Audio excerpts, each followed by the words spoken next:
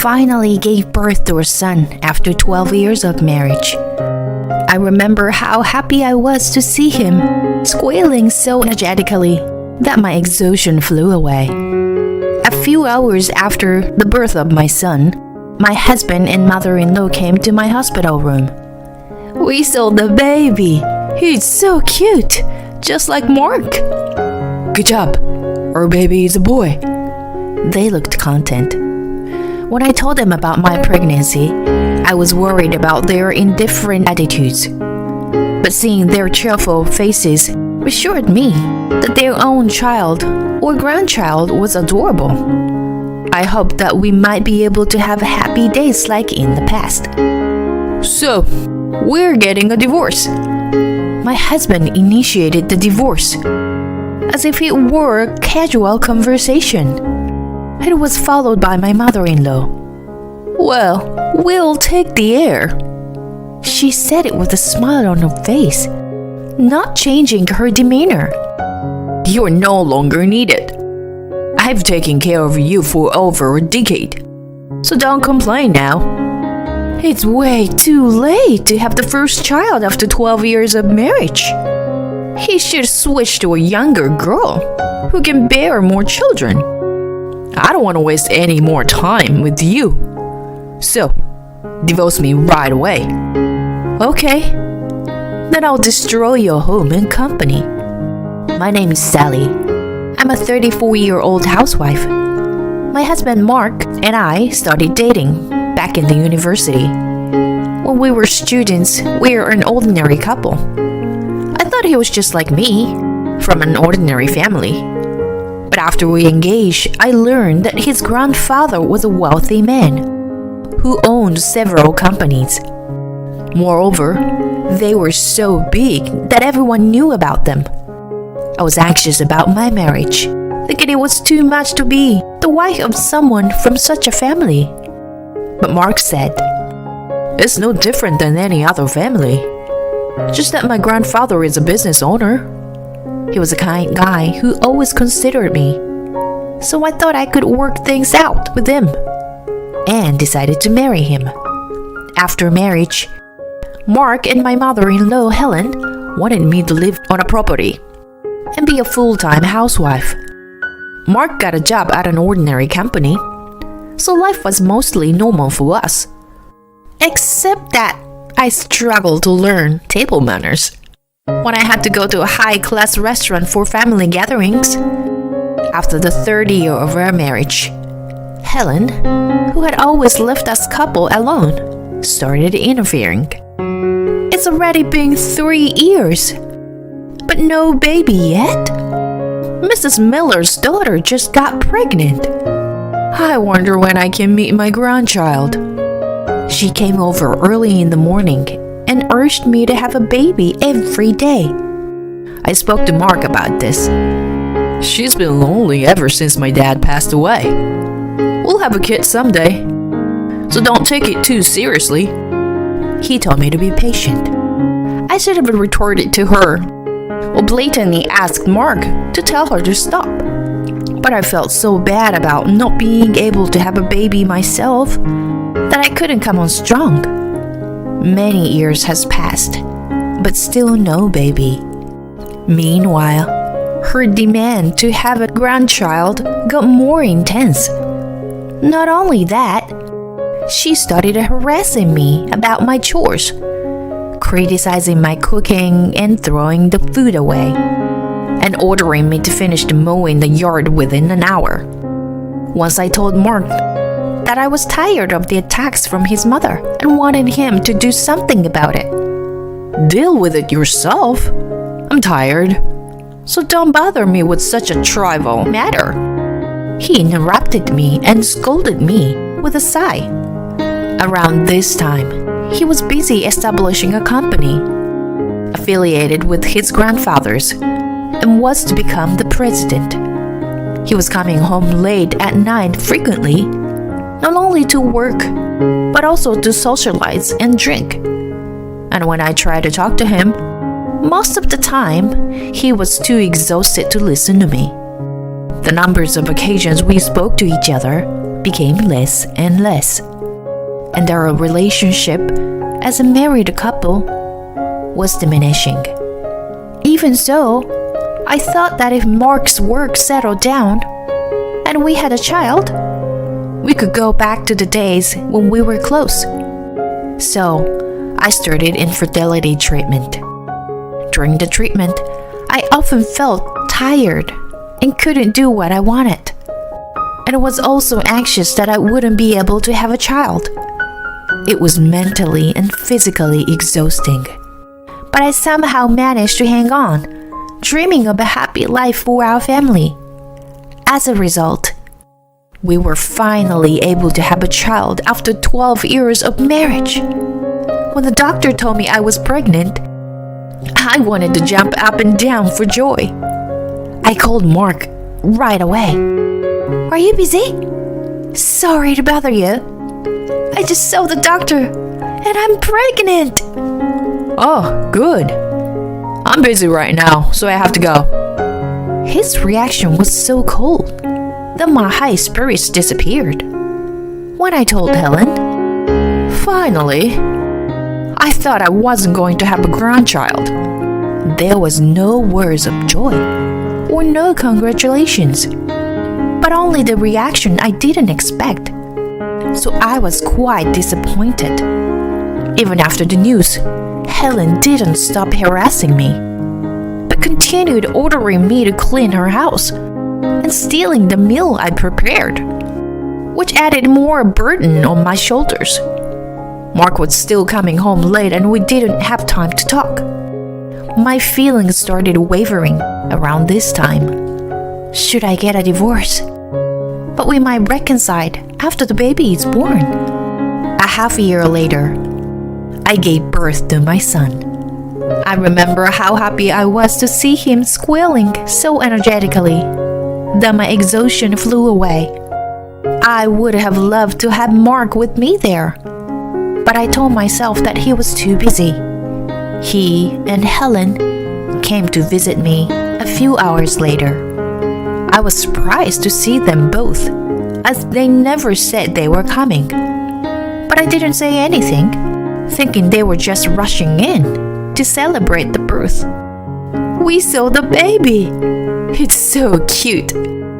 Just like Mark. Good job. Our baby is a boy. They looked content. When I told them about my pregnancy, I was worried about their indifference. But seeing their cheerful faces reassured me that their own child or grandchild was adorable. I hoped that we might be able to have happy days like in the past. So, we're getting a divorce. Mark initiated the divorce, as if it were a casual conversation. It was followed by Helen. We'll take the air. She said it with a smile on her face, not changing her demeanor. What are you talking about? I just gave birth to your son, and you're talking about a divorce? You are no longer needed. I've taken care of you for over a decade, so don't complain now. It's way too late to have the first child after 12 years of marriage. I can't expect to have more grandkids from someone over 30, like you. You should switch to a prettier and younger girl who can bear more children. My mouth was agape from such a shock, and they thought I was incapable to fight back. They continued with their selfish claim. I guess you'll be struggle to make ends meet after being a housewife for over 10 years. I'll be lenient with the child support. You can thank us for raising your son later. He's a precious heir. When they finished talking, they walked out of the room with satisfied looks on their faces. All I could think about was how to make him regret his decision. In my quiet hospital room, not once did I consider avoiding a divorce, which convinced me that my love for him was gone. After my mind was made up, I called my parents and asked them to pick me up upon my discharge. I assumed my son would be taken away from me if I returned home. I didn't want to worry my parents more than necessary, so I simply informed them that I was getting a divorce. I sent a text to Mark and Helen that I wasn't well and was going to stay with my parents for a while. Helen replied with complaints, but Mark simply wrote back, okay. I wasn't sure if he thought it would be too hard to take care of an infant, but if he thought I wouldn't get away from him. But I was relieved that he didn't object. Although I was wary, they never came to the hospital or my parents' house again. While my mother was taking care of my son, I decided to call my grandfather-in-law to retaliate against Mark. I knew it was bracing on me to rely on him, but to weaken Mark and Helen's position with an extended family, and to get me a lawyer, I decided it was necessary.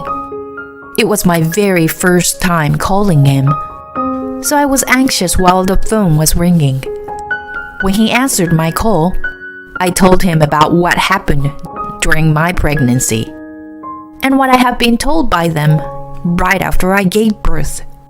I also forwarded the nasty messages I received from Helen and hinted to him that Mark probably had a mistress, from the way she mentioned switching to a younger girl. He couldn't make a decision based on my story alone, so he was going to investigate and then call me back on another day. I received a call from him a week later. From his investigation, he found that Mark had been cheating on me for 3 years, and Helen had been telling people that I had run away, and she was raising her grandson. My grandfather-in-law sounded stoic, but I could feel his quiet rage vibrating through the phone. To gather more evidence of adultery, I found a private detective to tell Mark, and my grandfather-in-law referred me to a seasoned lawyer. The more and more evidence of infidelity came out. His mistress was a gentle-looking girl in her early 20s. There were pictures of Mark going into her apartment, of him happily arm in arm with her, and of them going into our house together. There was a picture of the girl chatting with my mother-in-law, so she must have known about the affair. I was ready to retaliate. When my health was back to normal, Mark and I decided to discuss our divorce. We met in the meeting room at his company. Mark and Helen were already seated when I showed up with my lawyer. "Where's my grandson? You never let me see him since his birth." Helen grimaced at me. "He's with my parents." "You are too clumsy and not the best at raising a child. So give him to me now." "You hide in your parents' house and bring a lawyer with you? I was going to let you go without child support and alimony. But if you're willing to fight, I'll be thorough, too." "What do you mean by alimony?" "I'm going to take over my grandfather's company one day. And yet, I took care of a childless woman for over a decade. So it wouldn't be worth it if I didn't get alimony." Mark sneered, and my lawyer looked at him coldly. "I wonder which one of us would end up paying alimony." "Huh. Look who's talking." "Helen, let me check again. I'm having a hard time having kids, and I'm not getting any younger. So you want Mark to marry a younger girl? Right? You're not so bright, and have no awareness of what kind of family you married into. We need a healthy, obedient, childbearing bride. Do you agree with her, Mark?" "Sure. I don't want to waste any more time with you. Let's divorce as fast as we can." Both of them said exactly what I wanted them to say, which made me grin. "Okay, I'm glad to hear that. Now I'm going to destroy you and your company. Huh? They rolled their eyes at each other and then burst out in laughter. You? Who do you think you are so succeed doing such a thing? His company is affiliated with his grandfather.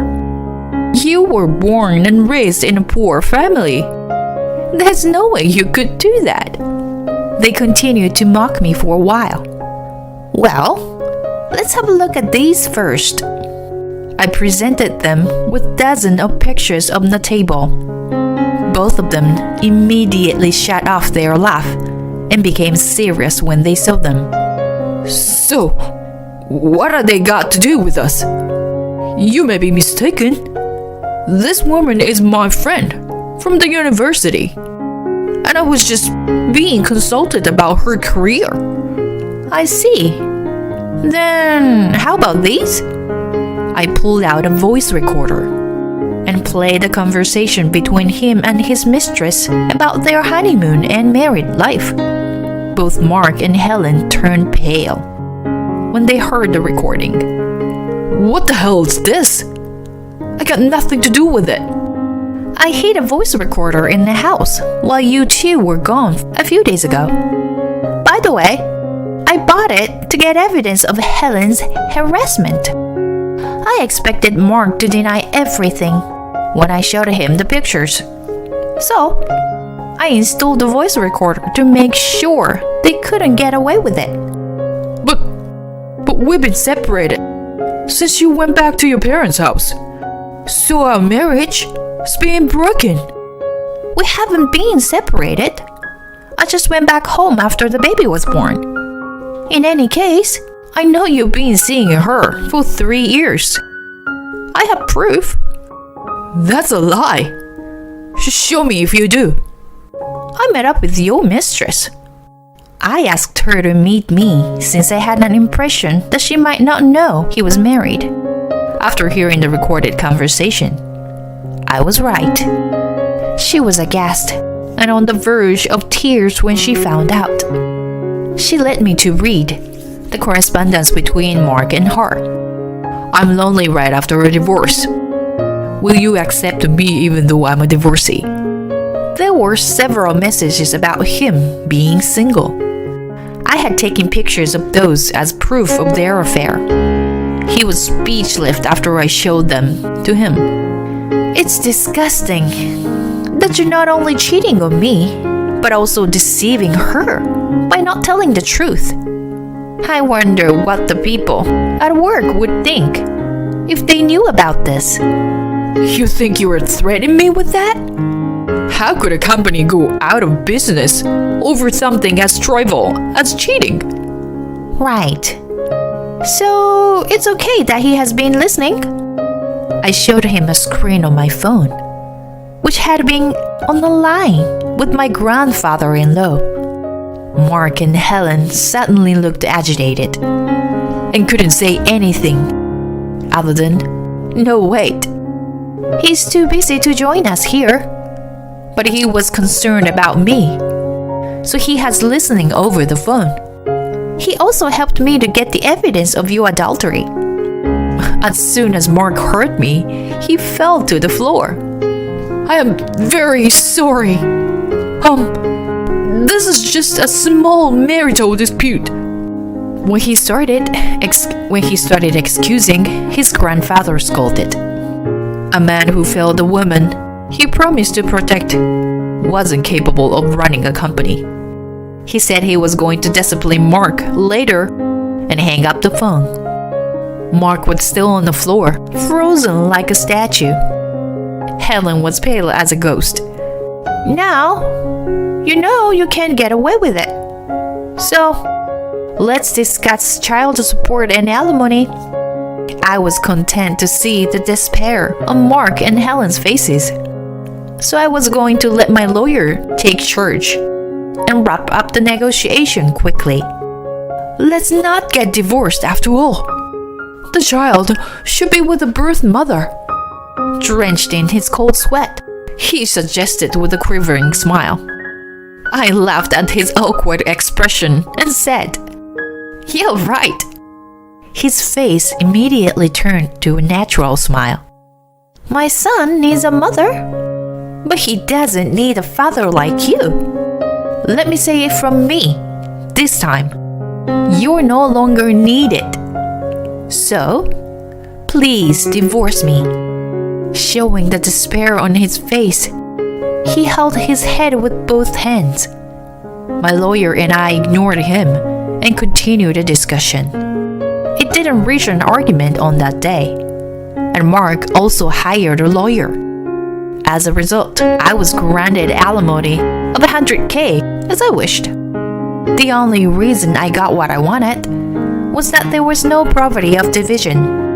Mark was earning a good amount of money, but when he was put in charge of the company, he became carefree and bought suits and watches of prestigious brands. I asked once if he was saving, and he said now was the time to spend, and he kept splurging. I suspected that he wasn't saving. And just as I thought, his account balance was only a few $100s. As there were no savings, Mark and Helen had cashed in numerous brand name items to pay alimony. But it still wasn't enough, and ended up selling their house. They moved into a small apartment and started new lives. His company lost affiliation with his grandfather, and the companies he was dealing with pulled out, so he went bankrupt. The employees who lost their jobs were taken in by his grandfather. He managed to find a new job, but his salary became half of what he used to make. It was impossible to make a proper living. So Helen, who had been housewife, needed work, a part-time job. The two incomes should have been enough to make a living for them. But Mark needed to pay child support, and both of them couldn't downgrade their lifestyle. So the amount of debt kept increasing. I heard Helen ask for help from her relatives. They didn't even decline, but ignored her completely. My recording of her harassment that was passed around among them seemed to be effective. It's been a year since the divorce. Mark has never asked to see his son. I wonder if he wants to, but he can't even pay his phone bill. That there's no way for him to get in touch with me. Either way, my son and I are enjoying our peaceful lives without having to deal with him and Helen. I can't imagine raising my son together with them. I'm grateful now that Mark initiated a divorce.